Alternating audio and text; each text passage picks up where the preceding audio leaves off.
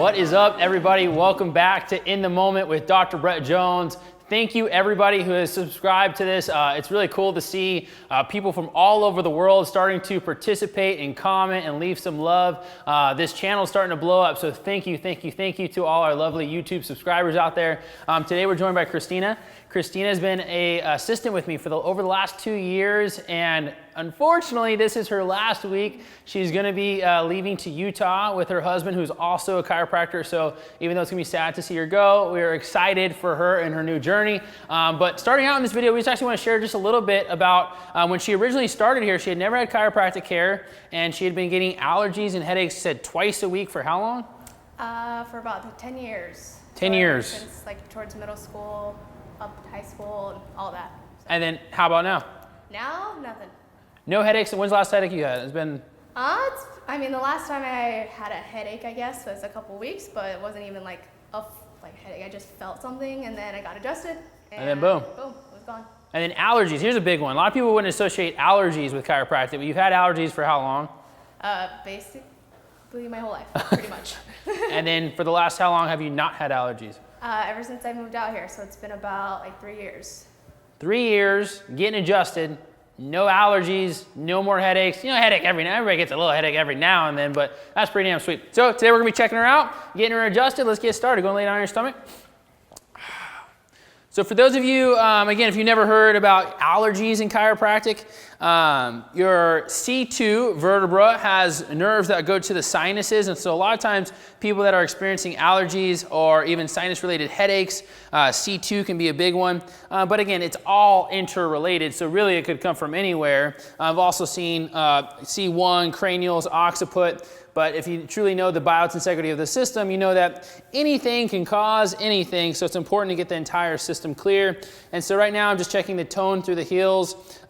She has been complaining just a little bit about some lower back discomfort. And when I'm distracting the left heel, I'm noticing that it's not releasing through the sacrum actually. And again, if you checked out some of my other videos, you'll see that you can start, once you've done this for a long time, you can start to read the spine actually by decompressing the calcaneus and reading the Achilles tendon all the way up the leg. And so what I found was that there's a little bit less movement on the left side. So now I'll go in there and I'll do my palpation, or I can also bring the legs up to position 2 to see how the SI joints actually move when I'm bringing the heel to the glute. Pretty stuck mainly at the sacrum, and I do believe it's more of a P-L, which means the sacrum has rocked posterior on this left side. And again, I want to repalpate, do a slight distraction, see how it's dropping. So when I distract, pulling my heel of my hand towards the coccyx or tailbone, I'm checking what's called counter-nutation of the sacrum.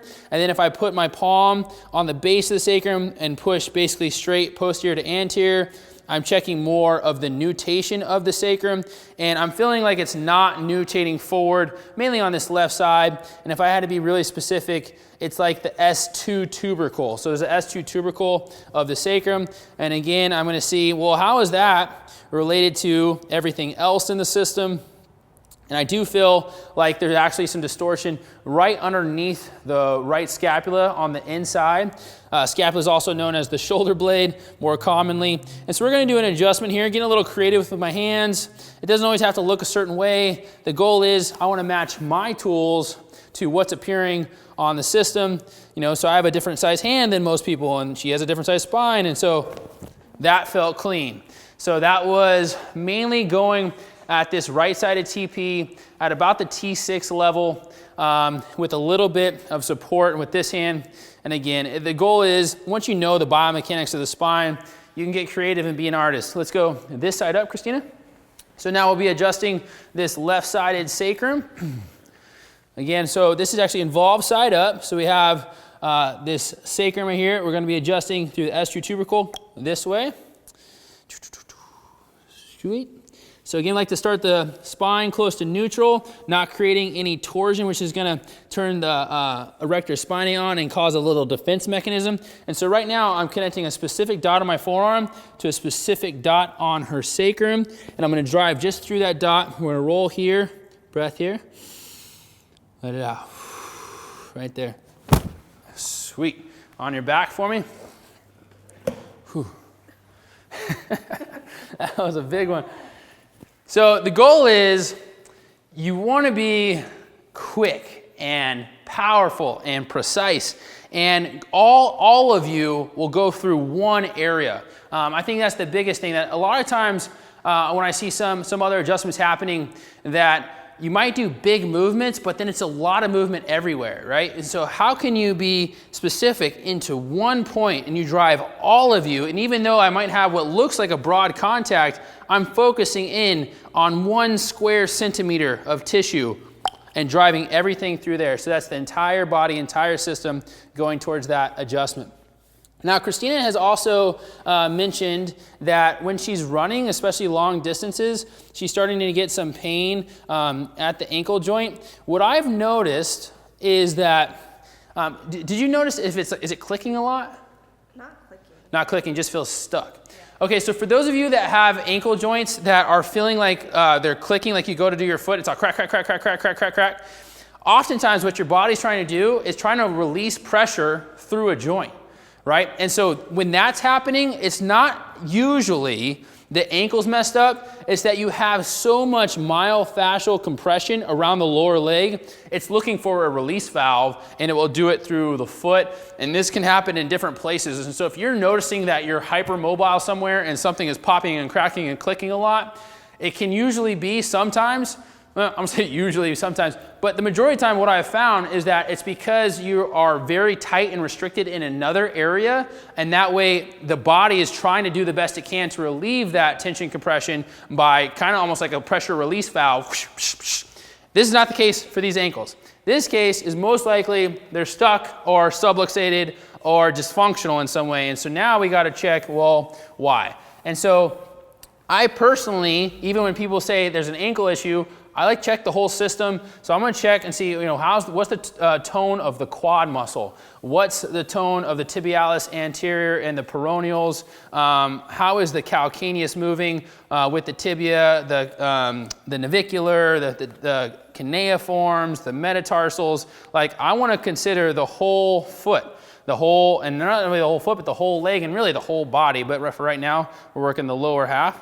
And so what I'm feeling with Kristina is actually a subluxated second cuneiform. So it's the second one from the inside here. And so we're going to make a contact. And even though my whole finger is on top, what I'm trying to do is still focus through one dot. And then once I got my focus through one dot, I'm going to do a slight distraction. And once I got the distraction, I usually, if you are making this adjustment and you're a chiropractor, you want that foot in slight dorsiflexion. So we got a slight dorsiflexion, making a connection through one dot, getting a distraction, and then going. Boom. It moved really, really, really well. And so that was the second cuneiform on this left side. And now we'll check the right one. So this right one, actually, let me see, actually. That's okay. This one does feel like it's more talus. And so talus is right underneath the tibia. So we're going to go, I'm actually going to use a pinky contact here. Boom. That one moves sweet. Oh, I love it. Cool. So now ankles are moving nice. Tone of the lower leg feels good. Let's go up and check the neck. So when we first started working with Kristina, we did take x-rays. We found that she had a C2 spinous right on this right side. And that was really the main adjustment that we were making that helped her headaches and helped her allergies. And so right now, again, I'm detecting just a little bit of that C2 spinous right. And so what we're going to do is we're going to make a connection there. It's going to come up through here. And let's just be adjusting C2 on C3 on this right side. And when I made that adjustment, I noticed there was a little bit of restriction at the C5 just on how the skin reacted. So we're going to check C5 on this other side, because even though we could focus just on the joint, you want to also focus on the cord and the rest of the system. And so there was still something needed to be served at the C5. Ooh. There we go. Neck just got really hot. Blood flow is coming back. So that's one of the ways to know, hey, did I make a great adjustment? you know, warmth. One of my mentors, Dr. Susan Rossi, she's like, oh, you're cooked now. You're cooking. You're pink. I love it. There's life. So blood flow is coming back. Come on up, Kristina. Thank you, thank you, thank you for your service at the source. And thank you for checking this out. Again, if this is your first time here, please make sure you subscribe, share with a friend, like it, love it, and we'll see you next time.